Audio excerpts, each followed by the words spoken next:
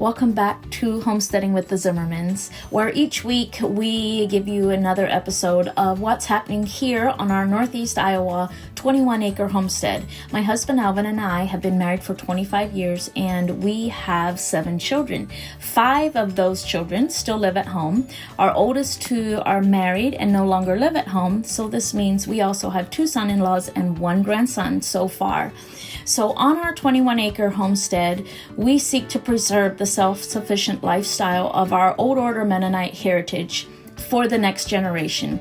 We involve the children in every aspect of the homestead, from raising and harvesting our own meat, gardening and preserving to fill the family's larder, or preserving the dairy from the family milk cows, plus all the many other skills that develop the character and integrity and relationships of a family that seeks to bring glory and honor to their Heavenly Father.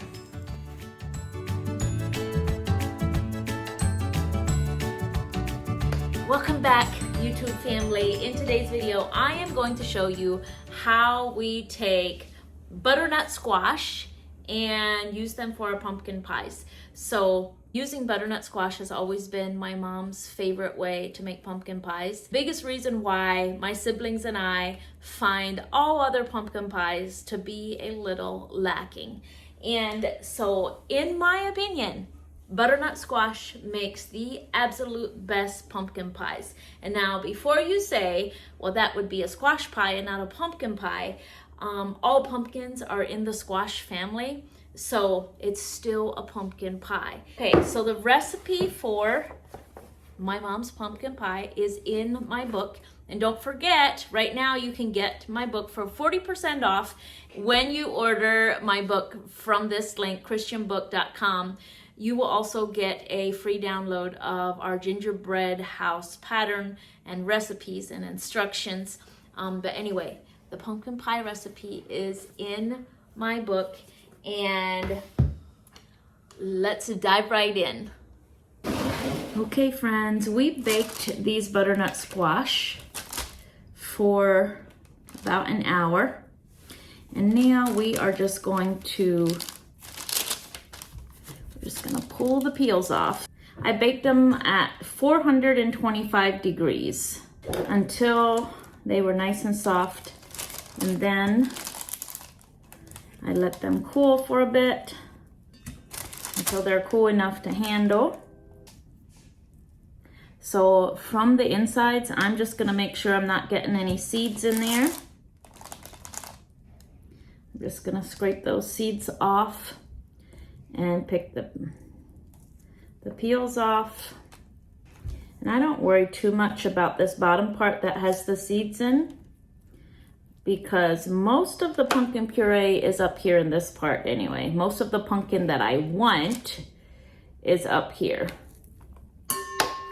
And growing up, we didn't even call these squash. We called them neck pumpkins. So when people first started telling me, you're not making pumpkin pie, you're making squash pie, I was a little confused, because I'm like, oh no, they're just neck pumpkins. But look at all that goodness in there. This one, I should have flipped this one. This one's still a little hard on that one side because it was a little bigger. So I should have turned it. I should have turned that one. And I know that there's a lot of different kinds of pumpkins that you can use for your pumpkin baking, but this is our favorite. Not wrong, just different.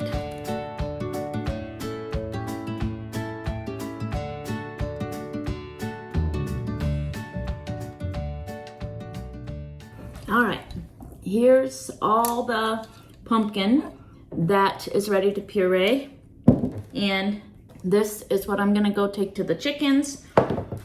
This one just wasn't baked quite hard enough. This was the biggest one, and I should have turned them halfway through baking to make sure they bake evenly, and I didn't. But it's okay. It's not going to waste. The chickens will turn it into eggs for us.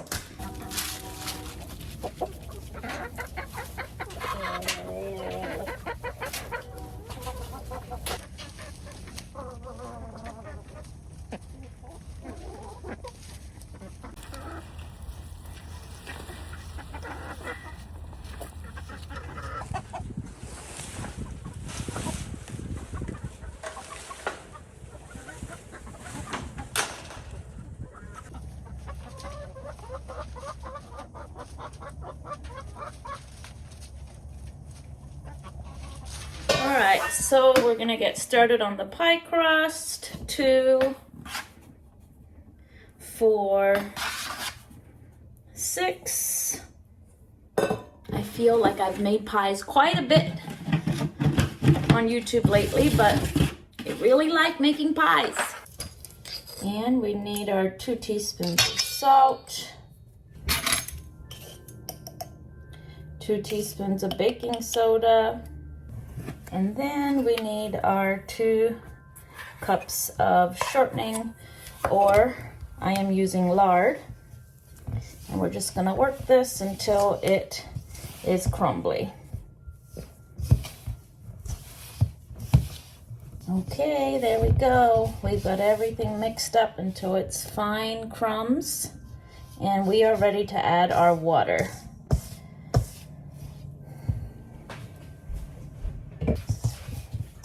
So I'm gonna start with about 1 cup of water, and we're just gonna gently let that absorb into the flour and crumbs, because we want to be very, very gentle with our pie dough. We don't want to knead it. All right, I am going to add another 1/2 cup of water. I think I need approximately 2 cups of water.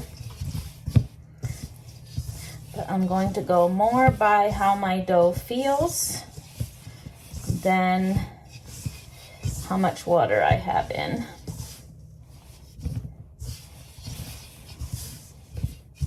So yes, I need a little more water. So I'm adding about another 1/4 cup of water.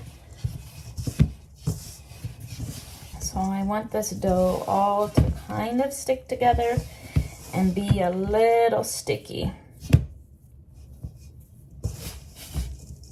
So I'm just gonna add the rest of this water,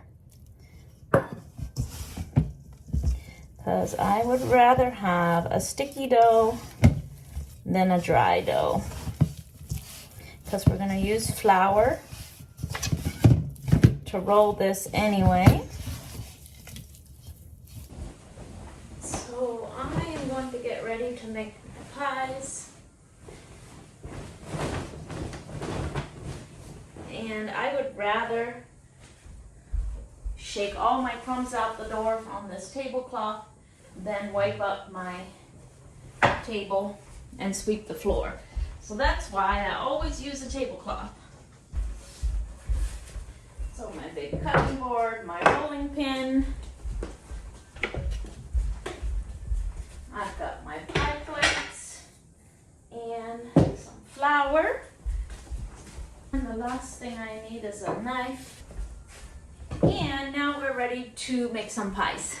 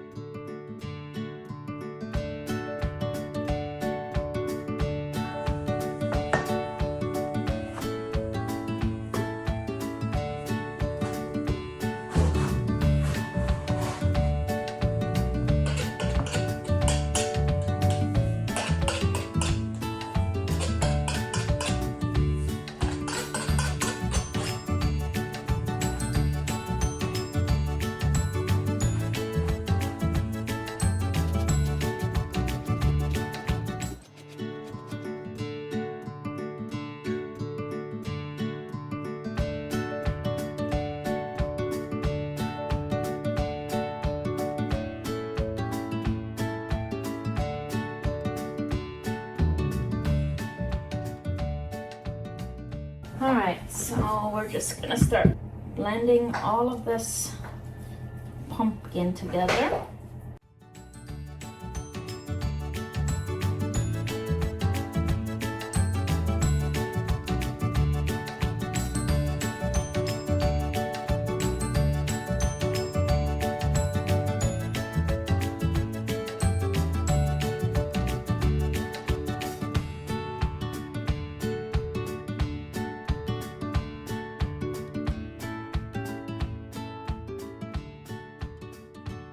So one of the reasons that I like to bake my pumpkins or my squash rather than cook them is because when you cook them, they take on so much water, and then your pumpkin puree is so thin, and if you use it in recipes, the recipes often get, like for pumpkin pie, you have too much water and your pie won't set or it gets too runny. And so for that reason, a lot of people think that the tin can pumpkin puree that they get at the grocery store is the only one that they can use in their baking. But it's all just because there's too much water in your pumpkin puree when you cook them. If you start baking your pumpkins or your squash and then turning them into puree, you will have much better results. All right, so now I'm gonna make the pumpkin pies, and I need 3 cups of pumpkin puree. If you've frozen your pumpkin puree, it's a good idea to let it strain as it defrosts, because you'll remove more of the liquid that way. So 1 cup of brown sugar, 1 cup of white sugar, 3 eggs, 1/2 cup of flour, 1 teaspoon salt, 1 teaspoon nutmeg, 1 teaspoon vanilla, but I'm using vanilla bean paste. And then last but not least, we're gonna add 1 quart of milk.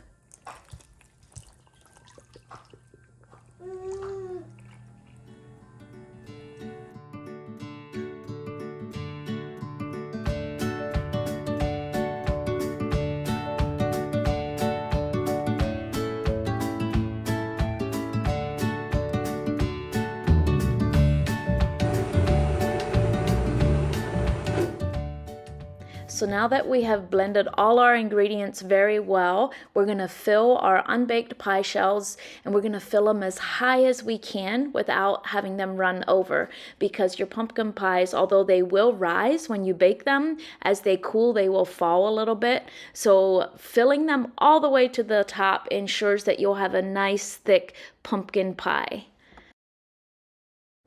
So all of our leftover pumpkin puree is going to go into freezer boxes so that we can freeze it, and we will use this for future baking of pumpkin things and also for making our pumpkin spice lattes. I keep my pumpkin puree in the freezer for up to a year or more. So you're gonna bake your pumpkin pies at 350 degrees for an hour or more, depending on how deep your pie dishes are. And for me, I will take them out when I jiggle them and they're no longer soupy in the middle, like when they jiggle kind of solid-like. So now I'm just going to make some whipped topping to add to my pumpkin pie. So I've got about a cup of heavy whipping cream or heavy cream off the top of one of our gallons, and I'm adding a teaspoonful of gelatin. So into my teaspoonful of gelatin, I added about a tablespoon of cold water and made it bloom, and then I added very hot water to make it dissolve, and I'm just gonna add all of that to the cream.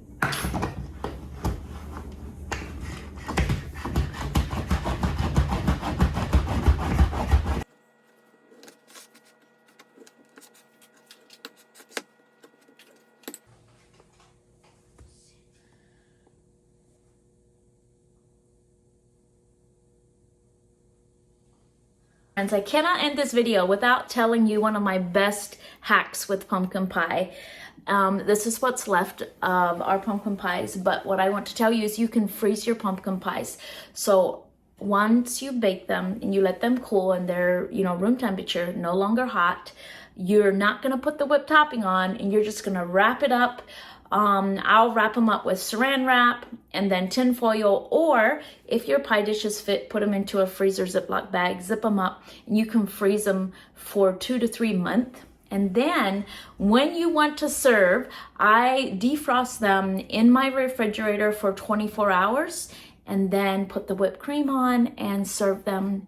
And it saves you so much time and stress when you learn to cook and bake ahead of time for the holidays. All right, friends, there you go. There is the pumpkin pie recipe that people have told me has turned even their most reluctant pumpkin pie eaters into people that are saying, that's a good pumpkin pie. And my mom will be happy to hear all of you say the same thing because she has long said, this is the only pumpkin pie. So thank you everybody for being here. We'll see you on Saturday.